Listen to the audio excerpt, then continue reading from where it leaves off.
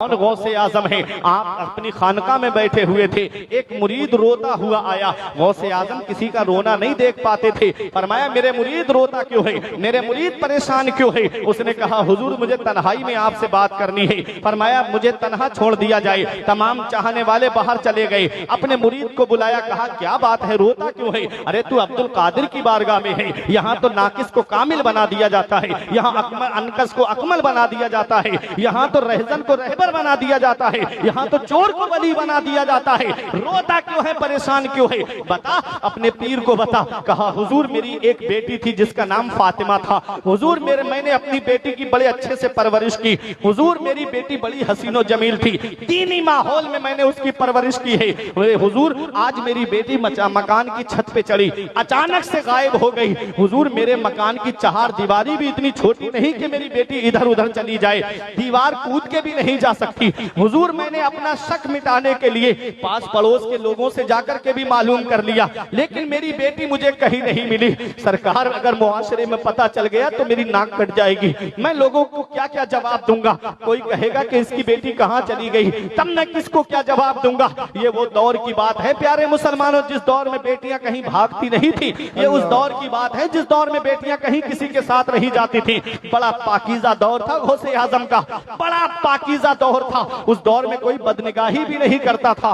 उस दौर में गौसे आजम के मुरीद की आंखों में आंसू है, हुजूर मेरी बदनामी हो जाएगी, आप मेरे पीर मुर्शिद है। अल्लाह अकबर। उस दौर में वजीर, उस दौर में खलीफा भी है और भी बहुत सारे महकमे हैं, लेकिन गौसे आजम का मुरीद ना तो खलीफा के पास में गया, ना किसी महकमे में अपनी रिपोर्ट लिखाने के लिए गया।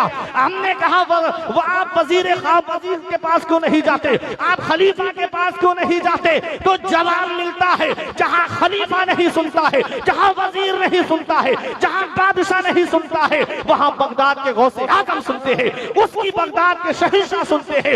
ये तेरा करम है या गौस जो बना लिया है अपना। कहां मुझसे ये कमीना, कहां सिलसिला तुम्हारा, वही ये अदाए दस्तगीरी। कोई मेरे दिल से पूछे ये अदाए दस्तगीरी, कोई मेरे दिल से पूछे वही आ गए मदद को मैंने जब जहां पुकारा। सरकार गौसे आजम नजरे करम खुदारा, मेरा खाली कांसा भर दो मैं फकीर हूं तुम्हारा।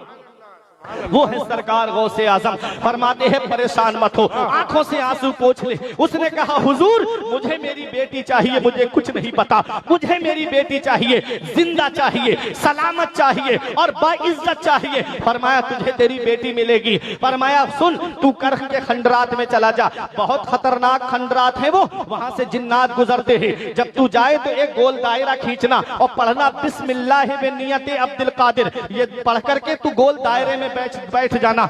जिन्नात गुजरेंगे लेकिन कोई तुझसे कुछ नहीं कहेगा और तू डरना भी मत उनकी सूरत देख करके। उसने कहा हुजूर आपका मुरीद हूं, मैं कैसे डरूंगा। फरमाया सुबह को जिन्नात का बादशाह आएगा, जब वो तुझसे ये पूछे कि यहाँ क्यों बैठा है, तब मेरा नाम बता देना कि मुझे अब्दुल कादिर जिलानी ने बिठाया है, मुझे गौसे आजम ने बिठाया है। उसने कहा ठीक है हुजूर। कहा जब वो पूछे कि किस लिए बिठाया है, तब अपना पूरा मामला उसको बता देना और कहना कि गौसे आजम ने फरमाया है कि बेटी चाहिए, जिंदा चाहिए, सलामत चाहिए और बाइज्जत चाहिए। वो गया जाकर के करख के खंडरात में गोल दायरा खींचा और जाकर के बैठ गया।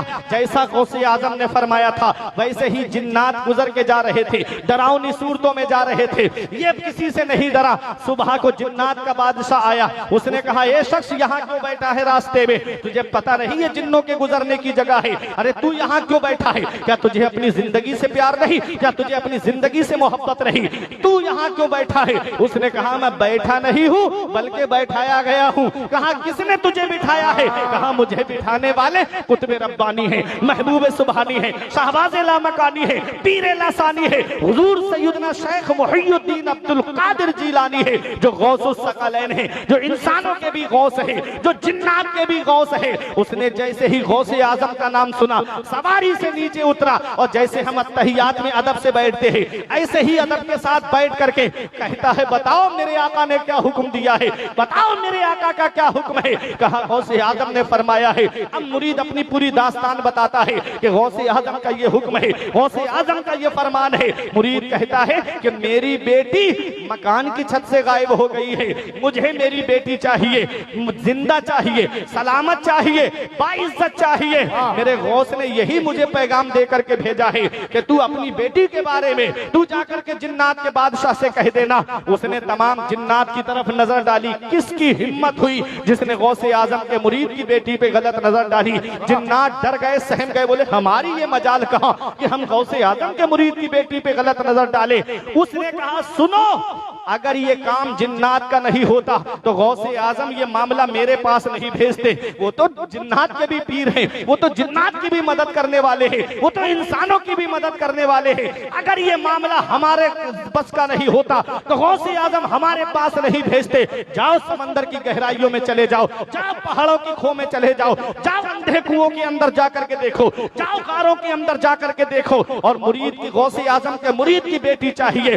गए जिन्नात और जाकर के एक मुल्क चीन गया, एक पहाड़ की खो में एक गार थी, गार के अंदर अंधा कुआं था, उसके अंदर से गौसे आजम के मुरीद की बेटी को लेकर के आया जिन, और उसे भी पकड़ के लाया जो लेकर के गया था। ये एक पैगाम आज जलसे से दे करके जा रहा हूं, दिल की तख्ती पे लिख लें, अपने घरों के माहौल को देख लेना। मेरी माँ बहनें बेटियां भी प्रोग्राम सुनने के लिए आई है, सुनो, ये आखिरी मेरा पैगाम है, सुनो।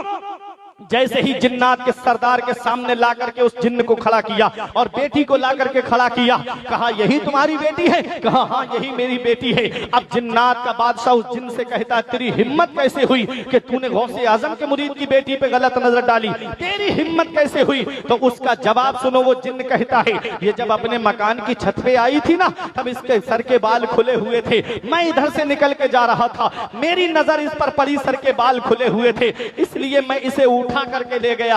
अल्लाह अकबर, सर के बाल खुले हुए हो, बताओ जिन्न उसे उठा करके ले जाए। अल्लाह को हुक्म दिया, इसकी गर्दन मार दे, गर्दन काट दी।